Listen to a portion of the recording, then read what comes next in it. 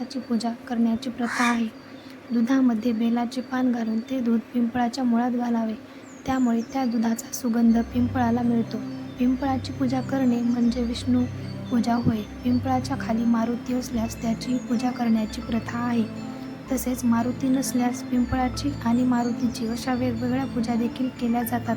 मारुतीचा वार शनिवार असल्यामुळे श्रावणात मारुतीरायाला न विसरता तेल, शेंदूर, रुईच्या पानांची माळ मोठ्या प्रेमाने घातली जाते. पौराणिक विष्णू पुराण कथा. एकदा भगवान विष्णूने धनंजय नामक विष्णुभक्त ब्राह्मणाची सत्वपरीक्षा घेण्याचे ठरविले.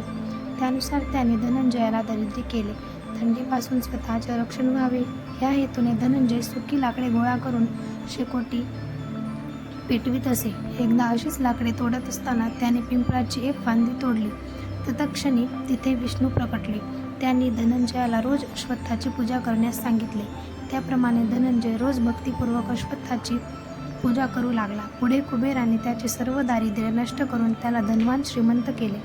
प्रत्यक्ष भगवंतांनी अश्वत्थ सर्व वृक्षाणामो म्हणजेच वृक्षांमध्ये जो अश्वत्थ तो मी होय असे गीतेत म्हटले आहे. ज्ञानदेव महाराजांचे वडील परत यावे म्हणून त्यांच्या आईने मोठ्या श्रद्धेने अशा प्रदक्षिणा घातल्या होत्या हे सर्व ज्ञात आहे. काही ठिकाणी पूजा करण्यापूर्वी स्त्रिया वटवृक्षाप्रमाणेच अश्वत्थ वृक्षालाही प्रथम दोरा गुंडाळतात. दुष्ट शक्तींना बांधून ठेवण्याचे एक प्रतीक म्हणून हा दोरा गुंडाळला जातो. श्रावणातीलच नव्हे तर इतर शनिवारीही सूर्योदयापूर्वी अश्वत्थाची पूजा करून त्याला प्रदक्षिणा घालण्याची प्रथा आहे. ज्यांना नेहमी शक्य नसते त्यांनी निदान श्रावणातील शनिवारी तरी ही पूजा आणि प्रदक्षिणा करण्याची प्रथा रूढ झाली. त्याबरोबरच श्रावणातील कृष्ण पक्षात त्रयोदशी, चतुर्दशी आणि अमावस्या या 3 दिवशी पितरांची तहान शमावी ह्या श्रद्धाभावनेने पिंपळाच्या बुंध्याजवळ पाणी घातले जाते. सद्यस्थितीत वृक्ष आपले मित्र आहेत. वड, पिंपळ, पळस, औदुंबर यांची काष्टे म्हणजेच समिधा किंवा फांद्या आपल्या धार्मिक यज्ञ कार्यात आवश्यक मानली गेली आहेत. श्री नरसिंह पूजन. श्रावणातील सर्व शनिवारी एका खांबावर अथवा भिंतीवर नरसिंहाचे चित्र काढावे. त्या चित्रावर तिळाच्या तेलाचे किंवा गाईच्या तुपाचे थेंब शिंपडून प्रोक्षण करावे. त्यानंतर साधी हळद, आंबे हळद, चंदन, लाल आणि निळी फुले, ती न मिळाल्यास पिवळी फुले वाहून त्या चित्रातील नरसिंहाची पूजा करावी. प्रल्हादासाठी देवाने नरसिंह अवतार घेतला, त्यावेळी तो खांबातून प्रकटला. त्याचे प्रतीक म्हणून श्रावणातील प्रत्येक शनिवारी नरसिंह पूजन केले जाते. अश्वत्थ म्हणजेच पिंपळ. ब्रह्मांड पुराणात अश्वत्थाचे महात्म्य सांगितले आहे. स्वतः ब्रह्मदेवाने हे महात्म्य नारद मुनीला सांगितले आहे. अश्वत्थ वृक्षाच्या मुळाशी स्वतः ब्रह्मदेवाचा वास असतो. मध्यभागी विष्णू तर टोकाला रुद्ररूपी महादेवाचा वास असतो. पूर्वेकडील शाखा पानांवर असते. अशा तऱ्हेने अश्वत्थ वृक्षाच्या चारही दिशांना ब्रह्मा, विष्णू, महेश व इंद्रदेवाचे अधिष्ठान रात्रंदिवस अखंडपणे असते. अशा प्रकारे संपूर्ण अश्वत्थ वृक्षच देवतांनी व्यापून टाकला आहे. गो ब्राह्मण व समस्त ऋषीगण तथा वेदादी यज्ञयागाच्या देवता ह्या अश्वत्थ वृक्षाच्या मुळाशी निरंतर वास करीत असतात. हा वृक्ष अश्वत्थ नारायण झाला असून त्याच्या महतीचे वर्णन करणे शक्य नाही.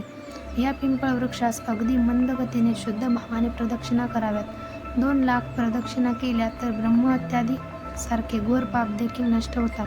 संत श्रेष्ठ श्री ज्ञानेश्वर यांची आई रुक्मिणी यांनी असा चक्रवर्ती महान पुत्र पोटी जन्मास यावा म्हणून सलग 12 वर्षे या पिंपळाच्या झाडास दररोज 1000 प्रदक्षिणा घातल्या होत्या.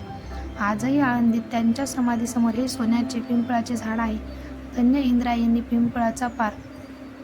पिंपळ वृक्ष सेवेने जन्ममृत्यूचे भय जाऊन संसारातील भयाचा नाश होतो.